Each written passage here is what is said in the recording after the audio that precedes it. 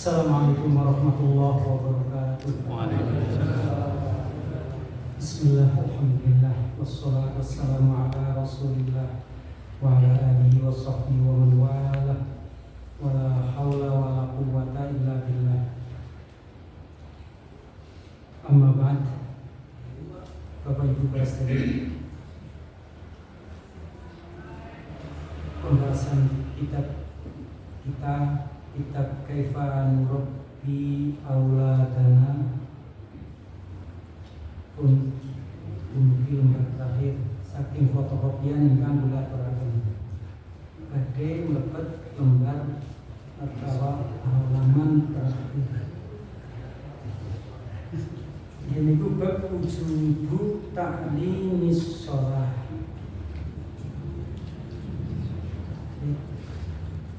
Wujubu ta'limis sholati, wajib mengamalkan sholat.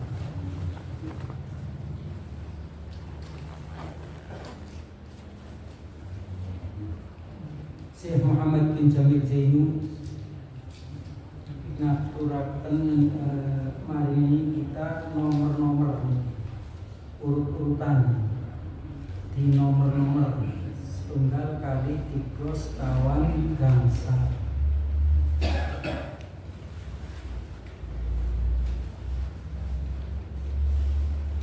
Qala al-mu'allif al-wujubul awal utawi saged kita waca awal kali kang nomor 1 yajibu ta'limus sobiyi wal binti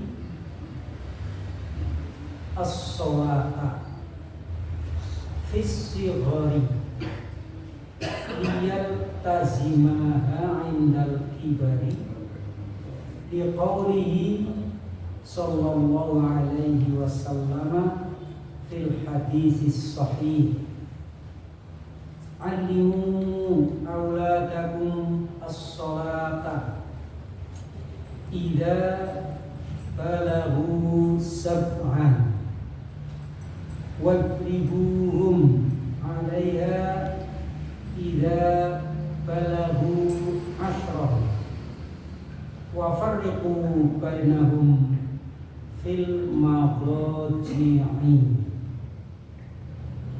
Ingatan yajibu ta'limus sobiyi wal binti as-sholat. Indikane se wajib ngundang ing bocah lanang lan bocah wadon ing pelajaran sholat. As-sholat ing babagan sholat. Fis-sighari nalikane bocah tesih cilik. Fis-sighari kahanan bocah tesih cilik. Liyaltazimaha supaya bocah kiye, bocah lanang apa dene bocah wadon yaltazima bisa terus-menerus ngelakoni sholat, bisa netepi kewajiban sholat. Yaltazimaha bisa komitmen menjalankan sholat mindal kibari nalikane gede. Nah, kali ngajeng dumugi sini bagian dari nalikane kita didik pendidikan agama, pelajaran agama dan lare-lare itu kali cilik dibiasakan kali lare tesih alit, termasuk babagan sholat.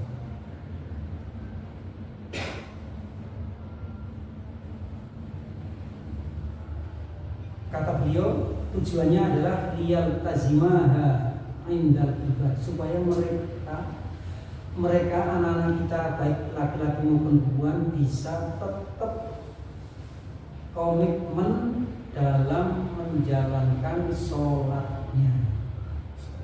Ya bisa istiqomah, bahasa agama istiqomah ing dalam sholat mindal ibadi nalikane wis sebagian.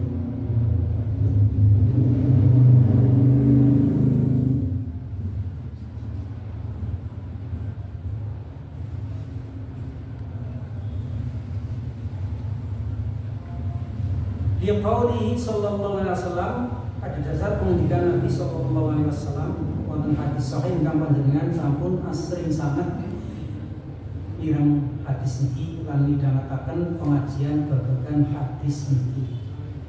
Alimu auladakum, ulangan anak-anakmu as-sholata ing babagan salat ida balaghu sab'an. Semongso-mongso anak-anakmu itu wis tekan umur 7 tahun. Masih anak-anak, 7 tahun itu masih anak-anak. Tapi ketika itulah anak itu harus sudah diajari sholat.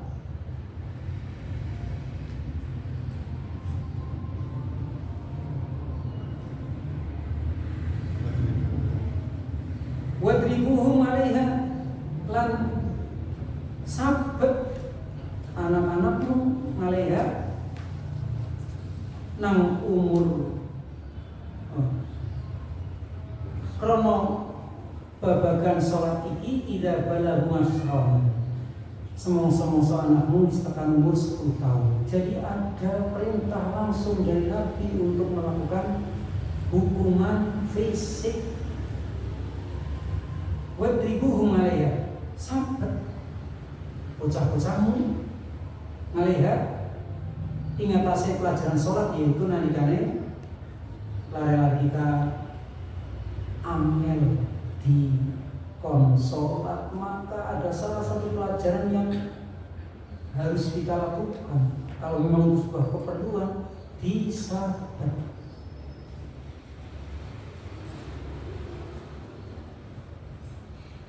Kita butuh satu lagi kotek kalian hak asasi manusia. Kak Seko apa ya?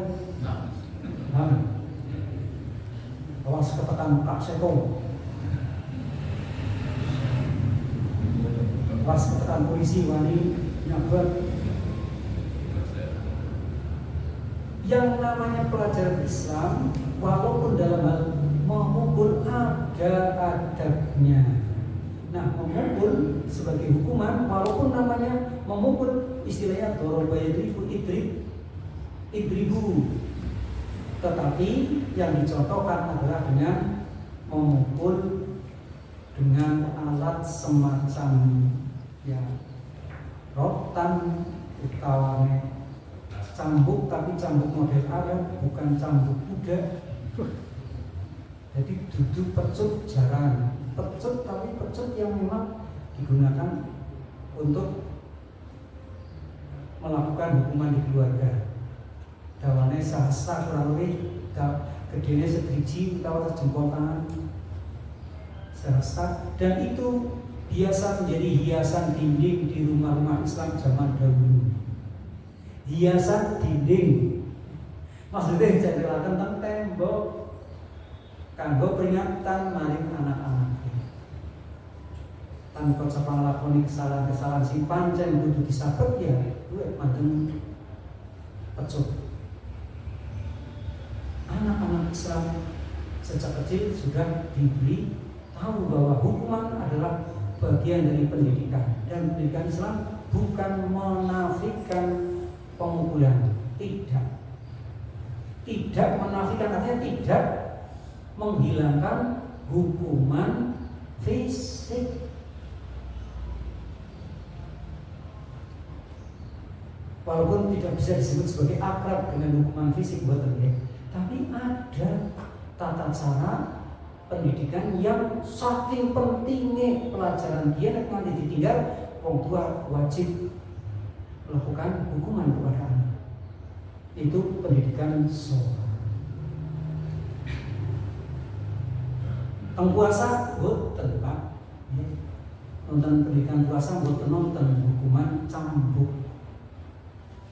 Sebagai pendidikan, ya sekali lagi sebagai edukasi. Puasa boten masalah zakat kok.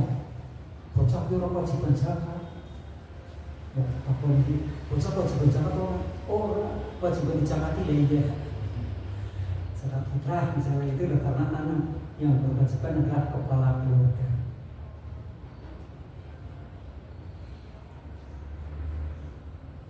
Sekali lagi hukuman cambuk kalau itu diperlukan ketika anak usianya sudah 10 tahun tesih ingin sholat.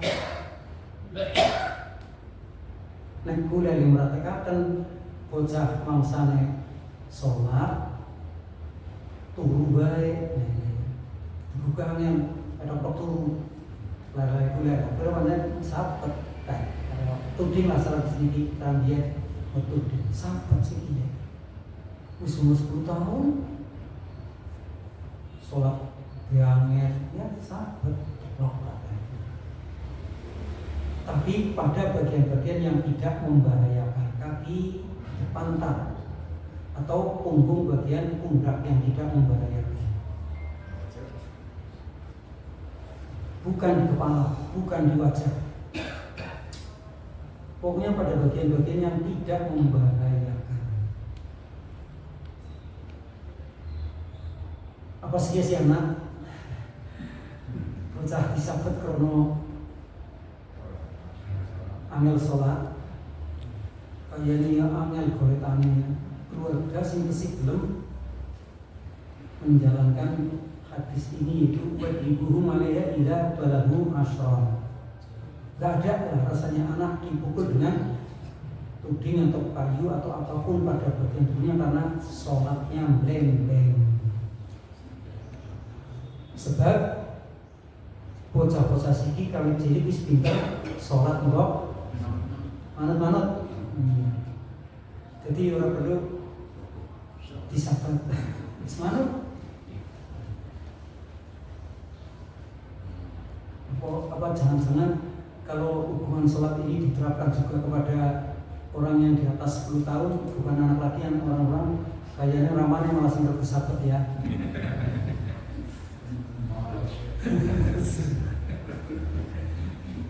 Mana yang bisa tenang ibunya manat sholat.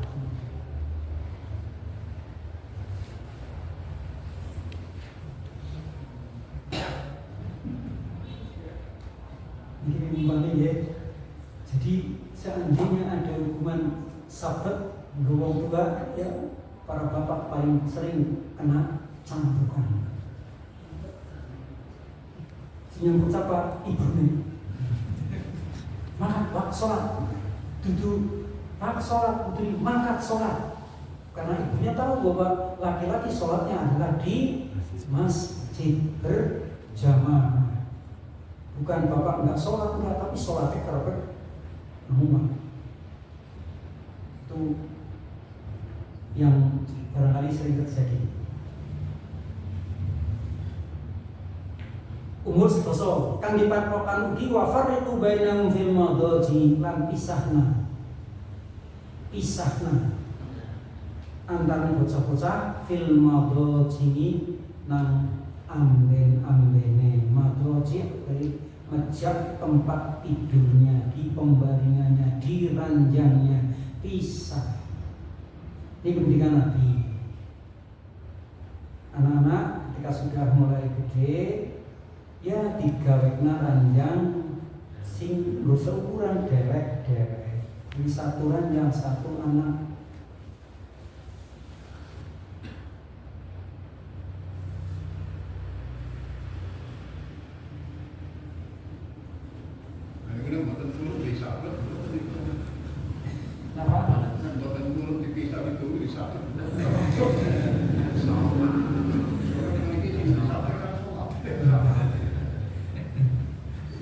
Mulane nangkene ora ceritakan wadribuhum alaiha, tapi alaihanya itu kembali pada sholatnya. Wadribuhum alaiha, kalimat belakangnya wafar itu bainahum fil madhaji,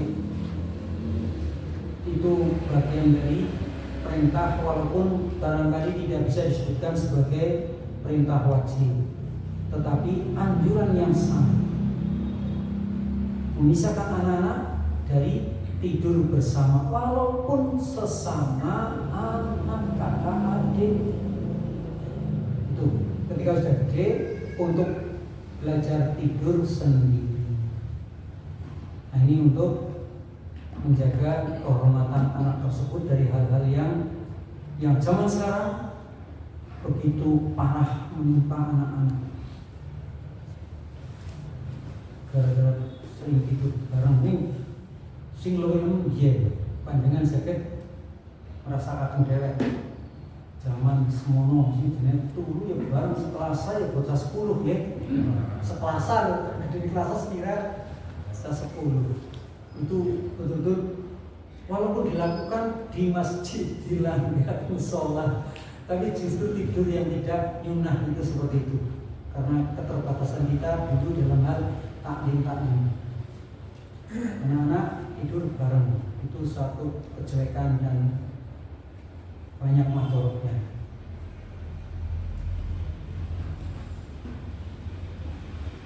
Niki jaler kali jaler, napa malih jaler istri senajan anak.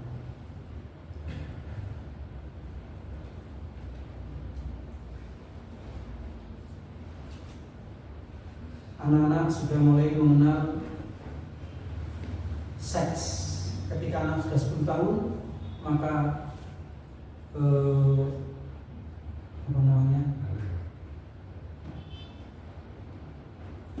istilah alat seksnya atau onderdile mulai berfungsi anak-anak itu.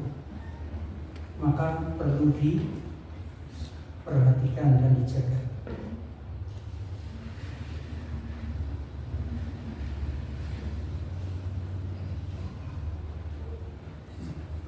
Di zaman Rasulullah SAW perzinanya sangat amat diperingatkan, yang amat sangat diberi warning.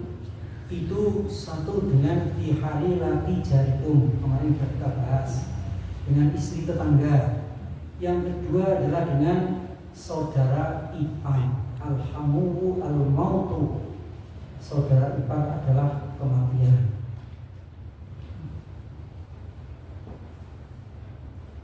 Tapi sekarang terjadi di mana-mana pelecehan seksual itu saudara dan mahram. Kalau saudara ipar kan bukan mahram, jelas bukan mahram. Halilati jarikum ya jelas bukan mahram. Dan sekarang mahram. Baik mahram betul-betul sejarah atau mahram musaharah. Musaharah itu karena pernikahannya illau, saudara yang tersambung karena pernikahan. Ya ipar itu juga pernikahan ya saudara. Tapi yang lebih dekat lagi morosepuh misalnya. Itu di mana-mana muncul kasus selingkuhan perserongan. Dan antara kakak adik dan lagi yang agak jauh dikit antara ponakan dengan paman mahram itu loh. Begitu banyak terjadi. Maka betul sekali Rasulullah SAW sejak dini anak itu sudah di-warning, artinya diberi peringatan, ditahdir agar tidur pun sendiri-sendiri.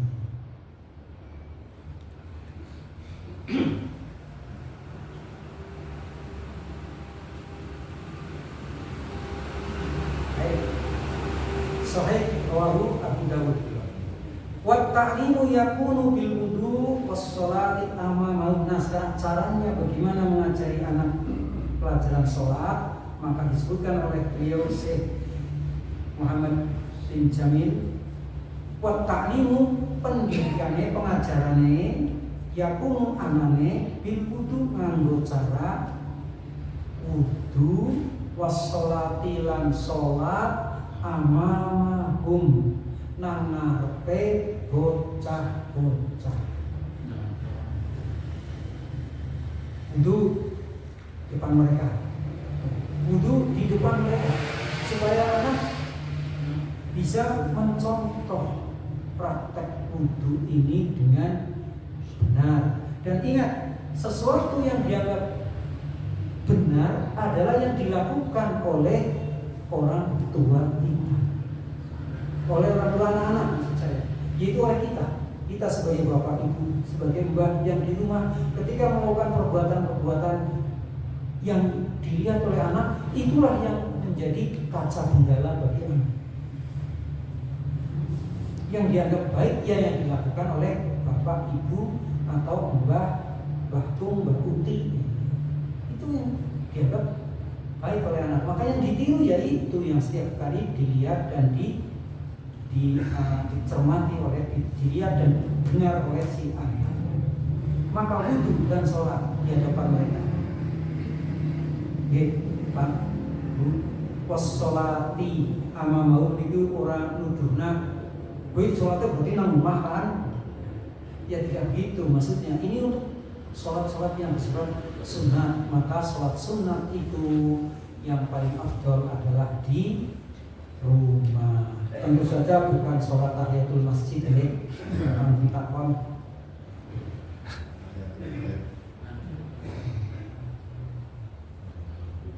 Dan termasuk wassolati amamahum, sholat di depan anak-anak adalah ketika kita mulai mengenalkan anak-anak dengan masjid, dengan sholat berjamaah.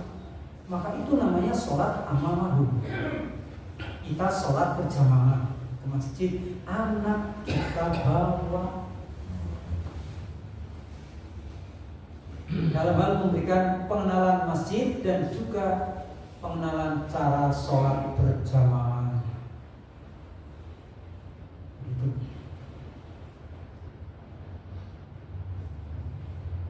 Dan di wadhihabihim ilal masjid lan mangkat gawa putra-putrane wadhihabihim ilal masjid lan mangkat budal sekang mah bihim bareng karo putra-putrane ilal masjid mari masjid. Ini termasuk pendidikan sholat. Wa targhibuhum bi kitabin fihi kaifiyatus sholati litata'allamal usratu kulluha ahkamas sholati. Wa hadha matlubun minal muallim wal abawaini wa kullu taksirin sayas'aluhumullahu anhu.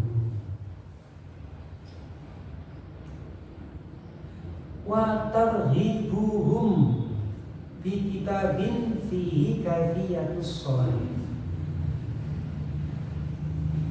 Lan kita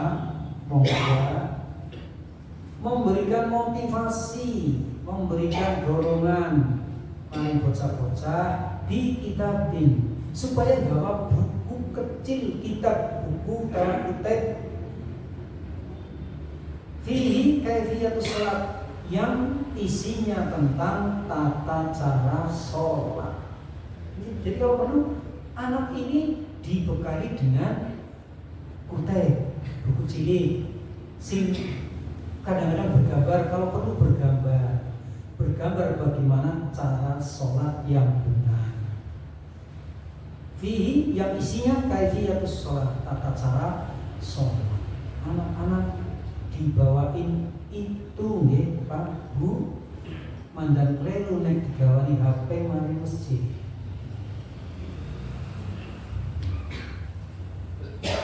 Lha wong genane ora di sekali HP ora gelem mangkat masjid. Terjadi negosiasi arep mangkat masjid bae, ramane kalau putra sing SD niku tantrum dhisik terjadi drama dhisik, drama. Belum nih butuh nyekel HP, apa kayak ngalah. Dari anak yang belum masjid sekali HP. Jadi macam Fatihah, kamu buka HP.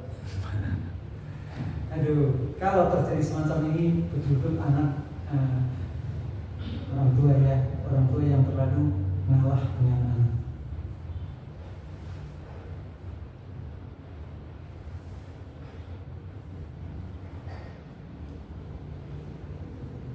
Jadi memang perlu disiap-siapkan sarana prasarana yang mendukung untuk pendidikan sholat. Di antaranya buku. Di zaman modern sekarang ini ya tentu saja ada yang namanya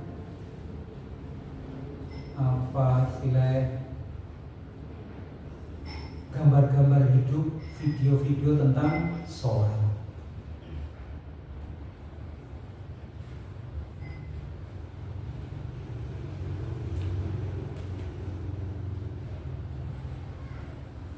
Permainan puzzle trap-trapan tentang sholat. Yang perlu kalau memang anak itu tujuannya adalah supaya anak ini tertarik dengan sholat dan tidak bosan sholat.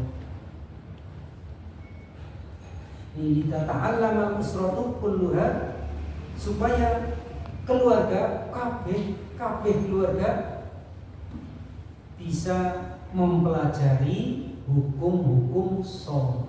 Ya bapak, ya ibu, ya anak. Dengan ada buku pedoman kaifiatus sholat, tata cara sholat, maka akan menjadi bagus sholatnya. Ya tentu saja ketika kita memilih buku, ya buku yang standar, ya, yang standar bagus, artinya sesuai dengan sunnah Rasulullah SAW.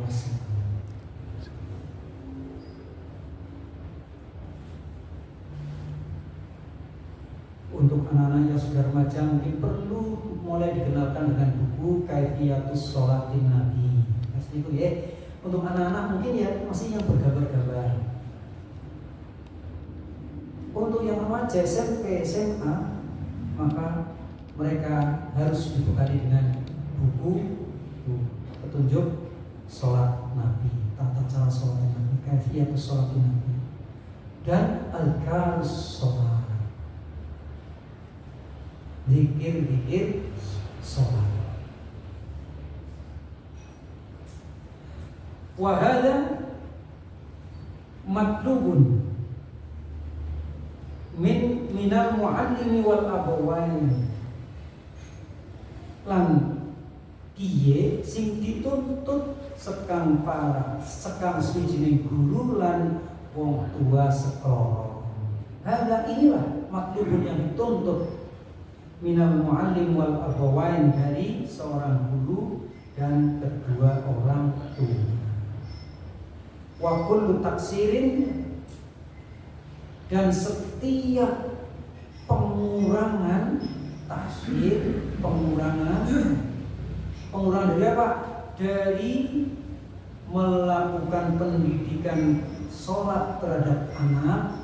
Kullu taksirin, setiap orang, setiap kepala keluarga yang terlalu meremehkan sholat, langsung gede masalah bisa sholat, semua gede masalah bisa sholat.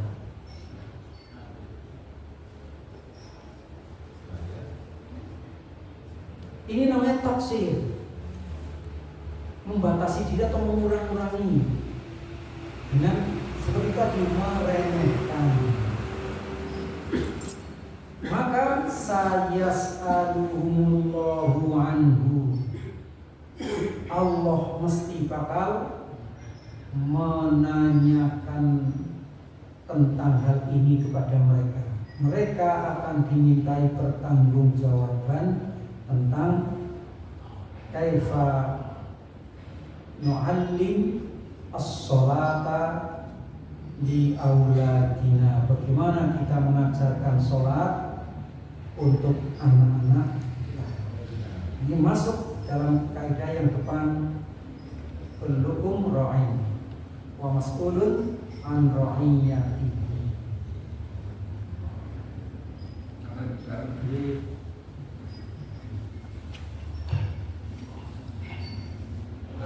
Niki sampai Ustaz terangkan wal yahudihim ila naqdin ini ngajak anaknya ke masjid sing kula tawetaken wonten batas umur mboten masalah ditangani wonten ngajak laren mbek umur 2 tahun lah pakai di sholat mlayu-mlayu dalam kancane tiba nang wis kejet kan ganggu sholat kan niku batas umur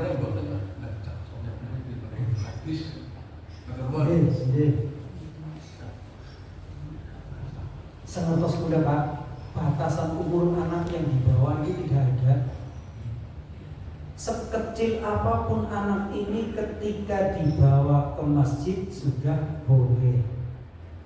Mong bae kecil di sini dalam arti nek cilik sing urung bisa pipis sing ngompolan, maka zaman sekarang sudah ada yang namanya apa kayak pipes atau pempes apa Felpes. Kowe lah waduh yo bukan Felpes nggih.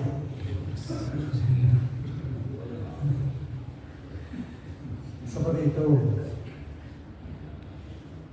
Gula boten ngaturaken batas umur, tetapi kita juga harus memperhatikan nasihat-nasihat dari ulama, atau dalam hal ini kita harus mempertimbangkan maslahah kebaikan, menjaga kehormatan masjid. Maka anak-anak yang belum bisa menjaga kesucian dirinya sebaiknya memang jangan dibawa dulu ke masjid. 1 tahun 2 tahun itu jelas belum bisa menjaga kesucian, walaupun zaman modern sudah ada pampers. Yang kedua, kalau dibatasi umur, ternyata Nabi SAW waktu sholat Masjid Nabawi niku Hasan Husain ya prorotan nang gegere Kanjeng Nabi, Kanjeng Nabi sujud. Seandainya anak-anak seperti itu sudah dilarang, tentu Nabi melarang Hasan Husain kalian. Tapi ternyata tidak. Maka nek kula jawabe wonten batasan umur. Mung bae niku kehormatan masjid harus dijaga, dan kehormatan kekhusyuan orang-orang yang sholat di masjid juga harus diprioritaskan. Menawi kula jenengan beto lare-lare kaya jagani temenan dan bocah-bocah aja ganggu wong sing sholat bareng-bareng, baik sholat sunat maupun sholat wajib. Jadi seperti itu. Maka anak-anak yang sudah mulai bisa tenang, bisa tumak ninah, niku umur 7 tahun.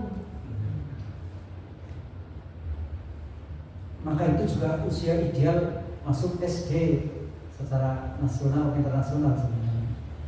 Dan anak-anak itu sudah mulai bisa diajari. Nah, di bawah itu memang masih sulit. Anak TK yang 4 tahun, 5 tahun masih sulit. Maka pendidikan sholat dimulai dari idza balagha sab'an. Walaupun dari sebelum itu sudah mulai dikenalkan dengan sholat, tapi ketika sudah umur 7 tahun, ini tingkatnya sudah pakai wajib. Orang tua yang wajib mendidik anak sholat. Adapun anak itu sendiri belum wajib sholat. Jadi orang tua yang wajib mendidik anak yang usia 7 tahun itu wajib. Bahkan kalau dibawa ke masjid, maka anak-anak ini sudah bisa dipertanggungjawabkan ke khusyukannya atau ke tumak ninahan ini. Tumak ninah bisa tumak ninah bocahku bisa adik sholat rampung karo bapak. Asal itu bapak itu orang bosan-bosan ceramah, kali nang umam maka teng masjid ceramah terus. Menceramahi anak yang maksudnya orang masjid, orang lain-lain sholat azan, sholat sunat, terus tentang imam, konek sekolah, sholat aja dengan sekarang pilih bapak nggak boleh pergi, walaupun teman-teman terus diceramai tekan masjid, dan sabun-sabun diceramai itu kan membuat pelajaran ini masuk ke dalam hati anak ini. Dan ketika di masjid ya betul-betul disanding, dicekali. Usia 7 tahun itu mulai ngerti. Makanya Nabi pun mengajarnya idza balagha sab'an, secara usia anak ini sudah mulai bisa dididik. Nih mau ya, sejak umur berapa sih kebolehan anak dibawa ke masjid? Udah betul ngetos, betul batasan umur. Maka kita harus tepat pol. Nek anak kita pada mandan baju, angel banget dicekeli, ya usuk mental ibu di situ. Itu pertimbangannya kalau nangis terus sejak takbiratul ihram sampai tutup salam itu nangis terus.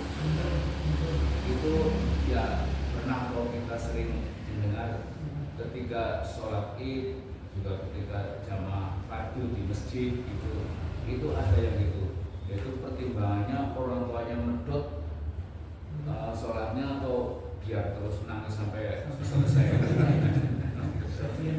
Ini klasik ya, ini masalah klasik. Karena anak ini belum usia 7 tahun, tukang nangis jelas. Ini jadi bocah usia 7 tahun nangisnya itu kalau di kampung nangis sampai. Ini jadi orang, insya Allah orang. Makanya itu bagi panjenengan sebenarnya wayai derek ceramah tentang nangis terus. Tapi kalau anak 1-2 kali nangis ya wajar. Bolehkah orang tua mengenang-enang bocah nangis? Kenapa? Bahkan kalau perlu bopong anak ini. Bopong. Ketika kita berdiri maka dibopong dalam badan berdiri. Ketika kita ruku maka taruh sebentar. Ketika masih nangis lagi, bopong lagi. Ketika tidak, bopong lagi. Ketika sujud, ditempatkan di tempat yang paling dekat dengan kita supaya tidak nangis. Ketika robi diri, pangku. Sujud, tidak nangis kira-kira bisa kanggo sujud. Seperti itu. Ketika keadaannya anak ini nangisnya orang liren-liren. Ini nek dibopong nanti ini bocah gue menang. Nah kalau kepentingan ini sholat ternyata tetap nggak bisa khusyuk dan malah mengganggu jamaah, ya udah dilepas dulu. Artinya sholat kita berhenti dan diserahkan atau ditaruh di mana supaya tidak, atau mengambil posisi belakang. Ini dalam rangka menjaga kekhusyukan orang banyak, bukan hanya diri sendiri tapi secara keseluruhan. Mulane nek kula nggih ngaturaken panjenengan dalam sholat wajib anak yang belum 7 tahun itu, dan yang lebih belum akrab dengan suasana jamaah, jadi nanti akan takut dan nangis, sebaiknya memang tidak dibawa, jangan dibawa. Kecuali kalau sudah bisa dikondisikan 7 tahun siaplah. Ini klasik lah, sehingga harus itu.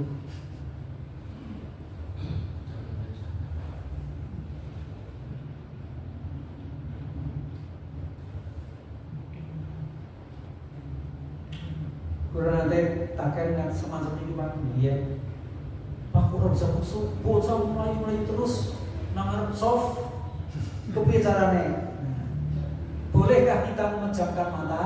Jawabannya boleh. Boleh. Ketika untuk menghindari sholat yang tidak khusus. Lu bocah melayu baik, pada kita kan sholat itu tidak dengan memejamkan mata. Hakikatnya sholat itu melek. Sholat itu melek. Kali takbiratul ihram nanti itu kan salam. Bukan dengan memejamkan mata.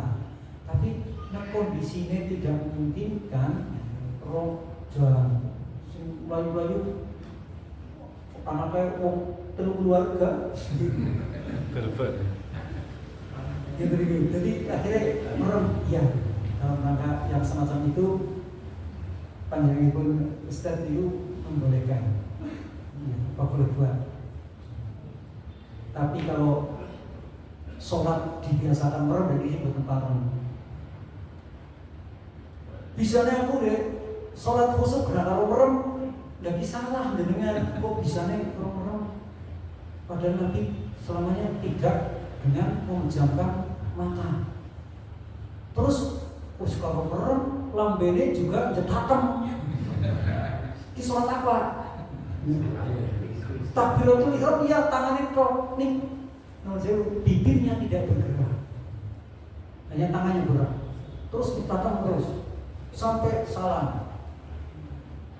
Ini salah, sholat yang dianggap salah dengan memejamkan mata dan tidak menggerakkan bibir. Padahal zikir-zikir dalam sholat semuanya dengan lisan. Satu-satunya yang tidak dengan lisan cuma niat. Niatnya kalau diserokkan nanti salah yang terlalu kaprah, salah kaprah. Tapi bukan tidak salah, salah kaprah kan kayak salah yang pisah nanti sudah lumrah, kaprah itu lumrah. Sholat sejak takbiratul ihram sampai salam semua lafal-lafal dibaca dengan bibir bergerak. Kalau wirid tidak Ya? Wirid itu kan orang bisa sering lihat tangannya jalan terus kayak gini, tapi ininya nggak bergerak. Ya itu sama.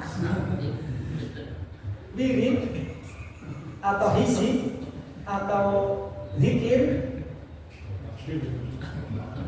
adalah dengan bibir bergerak. Maca subhanallah itu ya maca. Aja mau dijinya tok sing obah. Tapi bibirnya sama sekali tidak bergerak, itu ya juga namanya salah. Karena ini membaca ya. Ini membaca ya. Sampai jalan kepala begini duduk.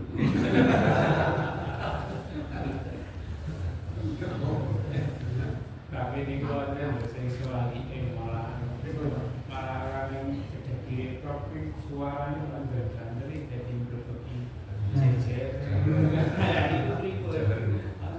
Ya memang harus tahu sih ya. Bibir bergerak artinya membaca dengan suara lirik yang tidak mengganggu orang lain. Nah terus batasan lirik ya bisa dirasakan ada, kita bisa dirumunan kupingnya derek. Bisa dirasakan sendiri ketika bibir baca Bismillah ya Subhanallah. Tapi tidak mengganggu orang lain. Dzikir kan kalimat thayyibah. Kalimat thayyibah yang paling bagus kalimat la ilaha illallah. Ya kan kalimat zikir yang bagus bacaan Quran. Dan bagus baca Quran dalam perkara zikir, zikir nunggu imam digunakan untuk zikir itu bagus, tapi ingat tidak boleh mengganggu. Yang disebutkan orang mendapatkan pahala 27 lengkap ya. 27 kelipatan daripada sholat sendiri di rumah. Itu orang yang berangkat jamaah dari rumah sudah berwudu, berseragam sholat, terus jalan kaki menuju masjid. Sampai di masjid dia melakukan sholat. Sholat apa? Sholat sunnah, sholat tahiyatul masjid. Karena sudah wudu di rumah, itu kalau belum sholat tahiyatul masjid berarti di rumah, maka sholat tahiyatul masjid atau sholat qobliyah.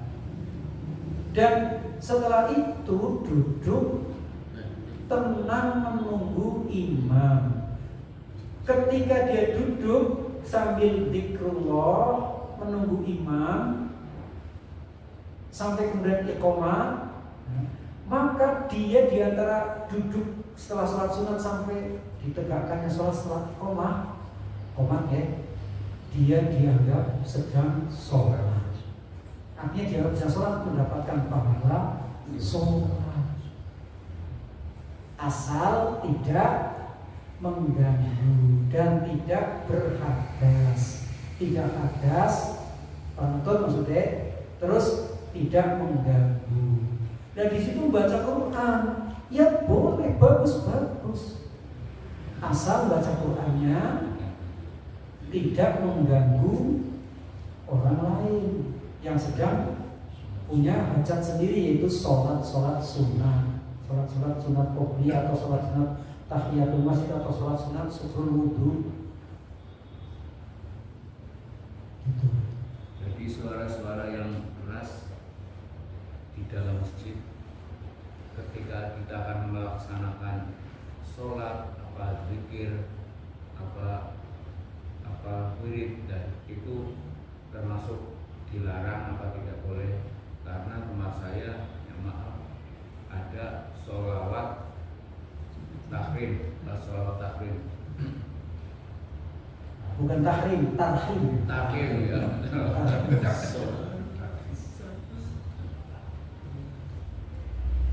Ya. Ya. Setelah adzan, yang ada adalah menunggu imam. Sinambi zikir. Ya silakan sinambi zikir, tapi tidak mengganggu orang lain. Zikirnya adalah zikir person istilahnya, zikir sing bersifat masing-masing orang. Itu dengan baca subhanallah, alhamdulillah, la ilaha illallah, diulang-ulang dengan banyak selawat, dengan membaca tahlil, takbir dan seterusnya. Boleh dengan baca Quran atau dengan menghafal sambil menunggu imam, terus hafalan juz nama. Tapi tidak keras, yaitu yang betul tidak keras. Dan ini gue sebenarnya puji-pujian secara pribadi ya, puji-pujian. Memang gue pujian tapi yang betul-betul pujian, bukan puji-pujian dalam arti dikeraskan dalam sorongan dan lainnya. Tidak, itu tidak ada petunjuk, tidak ada dalil yang membolehkan. Itu kalau nggak cuma gitu, tapi doa minta nanti setelah selesai sholat saya juga kembali mohon pada Allah. Ya berdoa boleh, jelas. Bainal adana ini ijabah doa, termasuk saat ijabah doa diijabahi, diantaranya waktunya adalah bainal adanain, diantara dua adzan. Maksudnya adzan yang pertama, adzan itu, dan adzan yang kedua namanya iqamah. Itu sama-sama boleh disebut adzan. Jadi berdoa, minta apa saja, iya silakan.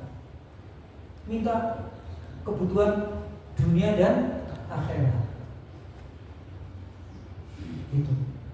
Dan nek arep nganggo donga bahasa kita sendiri kudu diseleksi ya, sing hati-hati. Sebab kadang-kadang doa nganggo bahasa menungsa bisa keliru. Makanya dianjurkan, doa yang paling dianjurkan adalah doa yang warid, yang berasal dari nas Quran maupun dari nas hadis, atau ulama-ulama yang sudah diakui kealimannya. Nah, doanya anggota ulama kiye, ya boleh saja ketika ulama itu sudah ulama yang recommended lah, yang sudah diakui kealimannya oleh ulama-ulama yang lain. Sahabat, tabiin, kan mereka juga punya doa-doa sendiri. Boleh.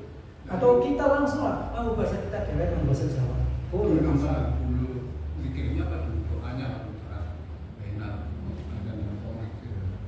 Oh, baca Quran di sini dikit-dikit apa? Ini kebebasan Pak. Tidak harus ini dulu, tidak. Tapi kebutuhan dan sarannya apa nih? Moodnya. Mood. Karena ini zikir yang sifatnya bebas. bainal azanain itu tidak harus maca Quran, terus tidak harus tahlil, tapi kalimat-kalimat thayyibah, kalimat zikir. Kecuali tentu saja ada pengecualian. Teng dinten Jumat langkung ditekanaken sholawat. Bukan berarti maca dua kalimat yang ringan di lisan dan berat di timbangan, nggak boleh. Subhanallah bihamdi subhanallahil azim, subhanallah bihamdi subhanallahil azim. Bukan berarti nggak boleh ya, cuma boleh-boleh saja. Tetapi memperbanyak sholawat di hari Jumat itu, maka itu ada penekanan. Terus kalau itu Pak, kita masak dari Allah bisik apa? Subhanallah bisik, silahkan. Bahkan 4 seraya subhanallah, alhamdulillah, walaikumsalam, Allahu akbar. Dibolak-balik pun boleh. Allahu akbar, subhanallah, la haula wala quwwata illa billah, la ilaha illallah, astagfirullah. Dibolak-balik juga boleh. Karena masing-masing sendiri-sendiri ya. Subhanallah itu sudah satu zikir sendiri. Alhamdulillah itu sendiri-sendiri. Dan satu peringatan kalau aturakan untuk fokus tentang zikir. Zikrullah berarti nyebut Allah. Maka kalimat-kalimatnya selalu berkaitan dengan Allah kan ya. Contohnya Subhanallah, Allahu Akbar, walhamdulillah, la ilaha illallah, pasti disebut nama Allah di sini. Dan ingat, semua zikir-zikir itu tidak ada zikir yang kalimat Allah tak. Misalnya Allah, Allah, Allah, Allah, Allah, Allah.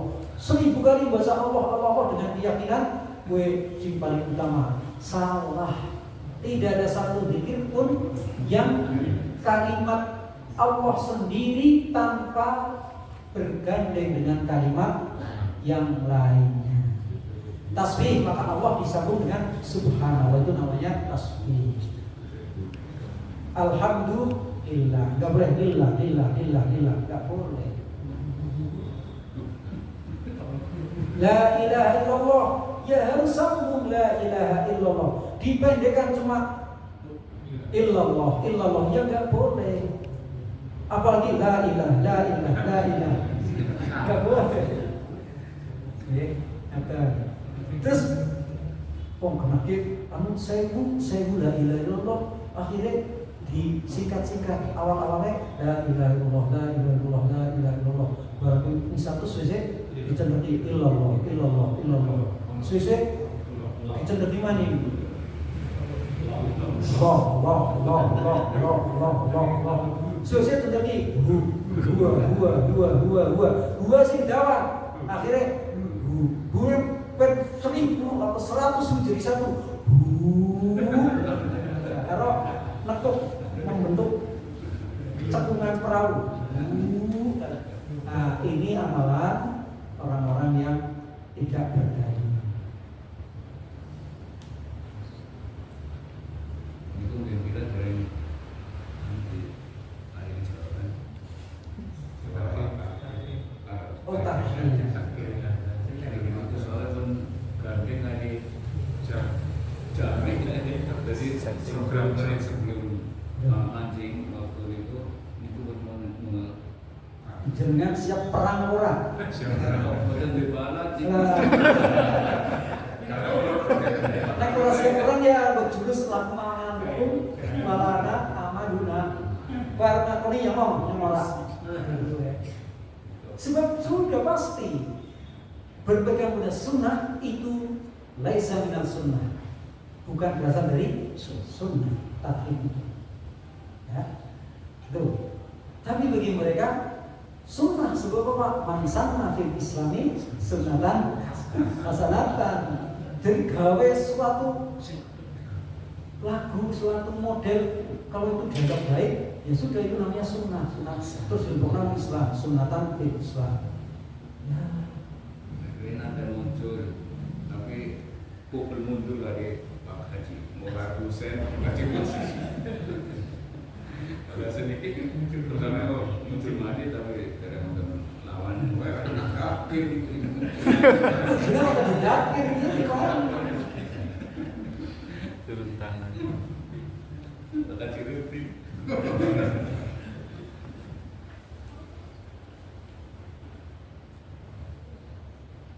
Ya begitu Pak. Ketika dalam masalah fikih ada fikih yang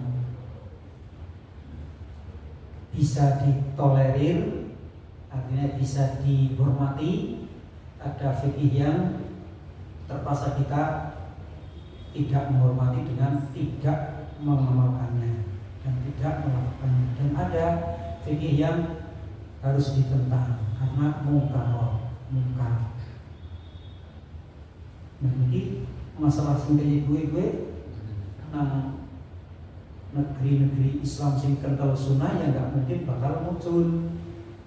Contoh Arab Saudi nggak mungkin muncul tahkim itu. Nang takaran dulu muncul ya. Di jalan dulu muncul apa? Di jalan dulu apa muncul? Pujian. Selalu akan muncul Pak. Selalu akan dimunculkan.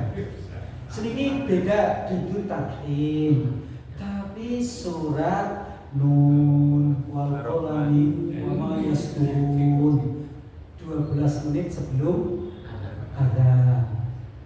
Selalu begitu. Nah, ketika selalu, maka ini namanya sudah mulai masuk ke syariat. Jadi sebelum adzan dikumandangkan bacaan Al-Quran. Musik zaman sih gampang di setelna MP3. iya, di program satu orang 10 menit makanya langsung surat Nun apa maning surat Toha mau di program masuk surat dia pokoknya ada bacaan sebelum ada. Kalau sudah menjadi tradisi diulang, maka itu namanya menjadi sebuah syariat. Dari sebuah ceplosan atau cetusan gagasan yang sifatnya ujuk-ujuk ya. Tapi ketika yang menceploskan itu dianggap ini sebuah madhab, maka tidak ada yang berani menolak. Padahal ketika dicari betul enggak madhabmu bilang begitu, ya orang masih wani semau kok apik lah. Akhirnya ini istihsan. Inilah istihsan, menganggap baik.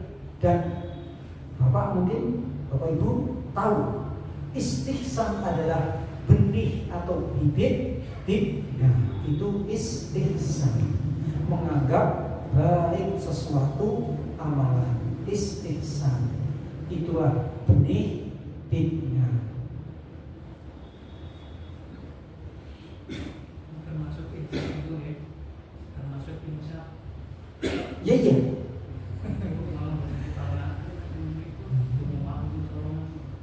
Oke. Biyen panjenengan paham banget tanpa sapa masjid wis berkumandang insya stop mangan ngombe manane kayak gue kasih isa mandek boxing wis nang lambe ditok namanin aku bae lah gue biyen sebab imsak gue ada batas mulai berpuasa. Yuk puasa itu mana kan imsak. Al-imsaku anil akli wasyurbi wa min kulli mukaffirat apa sebenarnya? Iya benar, wa min kulli mukaffirat. Ya, yang namanya puasa adalah menahan diri dari makan dan minum dan dari setiap yang membatalkannya. Maka ketika ada pengumuman imsak, ya udah aku nggak lagi makan minum. Padahal sampai batas terakhir yaitu fajar, sholih fajar.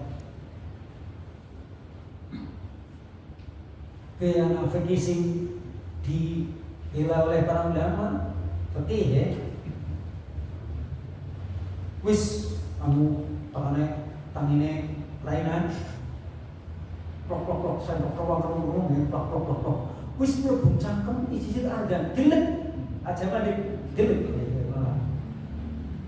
selesaikan yang sudah masuk perut, yang sudah masuk ke mulut, terus isi adan ke rumah adan ya wis gelek bae ya termasuk banget sih selesaikan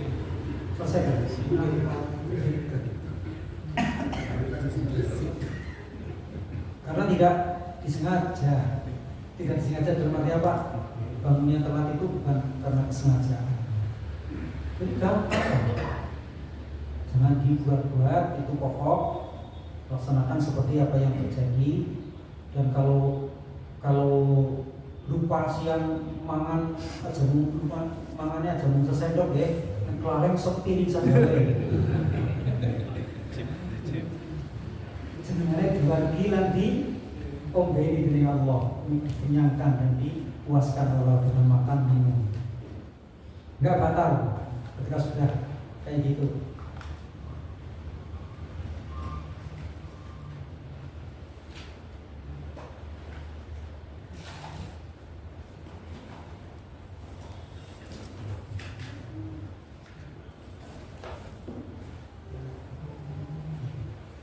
Sesuatu yang adat, ya, sesuatu yang bersifat adat kebiasaan,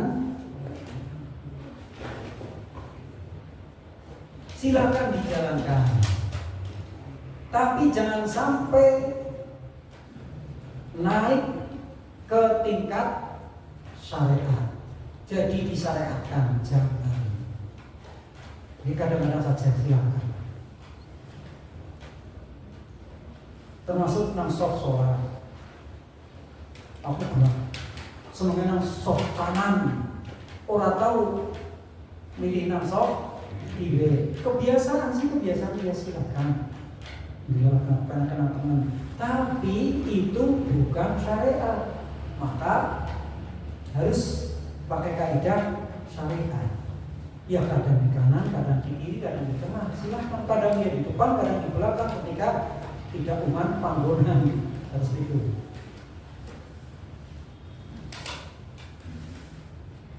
Kagum ibu-ibu masalah ini ya, teng lare-lare didik sholat. Ada wong wadon sholat kue nganggo rukuh, nganggo mukena. Niku adat ya, senes syariat. Syariat wong sholat wong wadon kue nganggo klambi sing nutupi sekabehane aurate wong wadon. Adapun diartikan dalam bahasa Jawa digawe nak klambi gombrok-gombrok, klambi salat jenengane rukuh. Utawa siki modele mukena istilahnya. Dia ya rukuh temenan kayak pocongan ngene ya. Nek siki kan sambungan ada bagian atas ada bagian bawah. Itu cuma mode. Silakan. Boleh. Tapi sekali lagi jangan dijadikan sebagai sebuah syariat. Ya saat saya sholat yang berukuh, benar. Dengan baju yang menutup aurat, baju ke pasar, baju ke kondangan, baju rumah tukang rumah ya, agamane wonten. Niku lho sing sholat. Agamane tiang istri standarnya adalah yang bisa untuk sholat.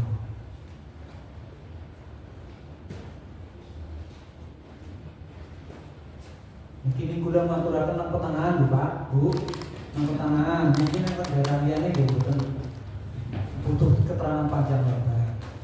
Artinya ketika seorang wanita keluar dari rumah sebenarnya pakaian yang paling standar yang paling pas itu ya ageman ingkang saged kangge sholat.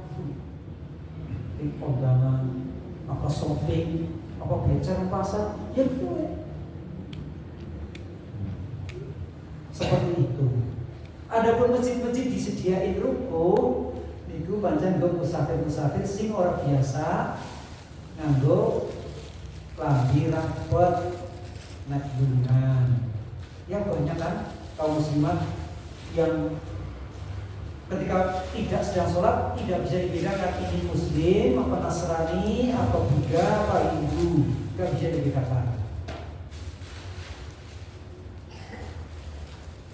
Bedanya kalau Indonesia kata asal kudunya itu berarti orang muslimat ya. Asal kudunya seminimal apapun kudunya wis dianggap kudunya. Iya sih. Tapi itu tidak standar namanya. Kalau cuma kudun tok, sementara bawahnya masih pakai celana, ya celananya mau malang. Jadi harus pekerjaan ada, jangan dijadikan syariat. Tapi bahwa amalan ada bisa mendapatkan pahala seperti ibadah. Iya betul. Amalan ada bisa menuai pahala seperti pahala ibadah. Melayu-layu itu pahala. Iya, kan ada yang melayu-layu, jalan kaki, jogging, makan kusuk sehat. Niku ada. Tapi ketika jalan-jalannya, olahraganya karena untuk persiapan umroh atau persiapan haji, maka jadi berpahala. Jalan-jalan aja, Rono, aku siap-siap, aku sambung maka haji esok bisa sempurna hajinya, karena itu dokter jenis haji gue 50% adalah amalan fisik. Jadi harus stamina penuh, stamina fit, olahraga. Jadi olahraganya itu berpahala.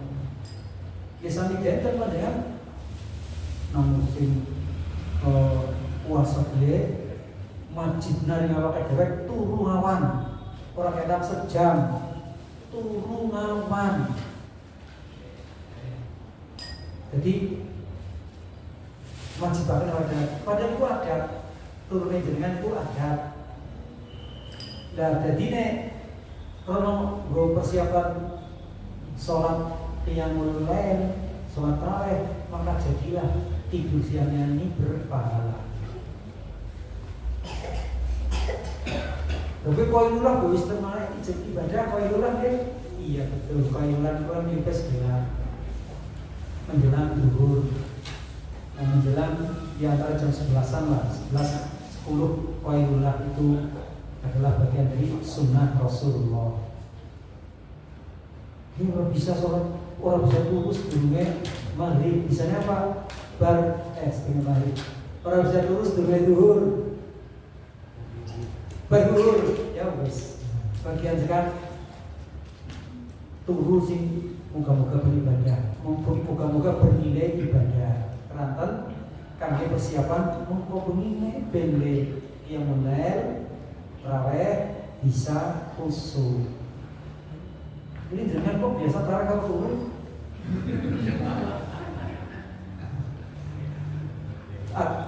Atau sebelum itu kurang tepat awal. Harapan berturu tarawih yakin. Diam, dan itu jenenge mengurangi khusyuk. Ketika ngantuk kekhusyukannya hilang. Adat bisa bernilai pahala, tapi adat bisa menjadi syariat dan bisa menjadi fitnah.